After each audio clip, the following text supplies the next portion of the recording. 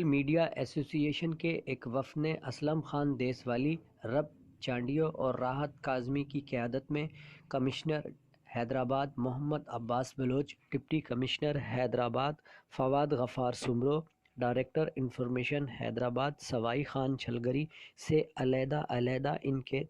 دفتر میں ملاقات کی اور حیدرآباد کو ڈیجیٹل میڈیا ایسوسی ایشن کے اغراض و مقاصد، سرکاری سطح پر کی جانے والی کاوشوں سے آگاہ کیا۔ اس موقع پر کمشنر حیدرآباد نے اظہار رائے کی آزادی کے حق کو مثبت انداز سے پیش کرکے معاشرے میں صحت مند تبدیلی لائے جانے کی کاوشوں کی تعریف کی اور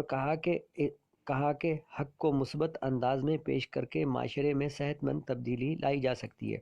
انہوں نے کہا کہ ڈیجیٹل میڈیا کی اہمیت کو دنیا نے سمجھا ہے اور پاکستان میں بھی اسے محسوس کیا جا رہا ہے، لہٰذا ڈیجیٹل میڈیا سے منسلک افراد کی حوصلہ افزائی کا سلسلہ جاری رکھا جائے گا۔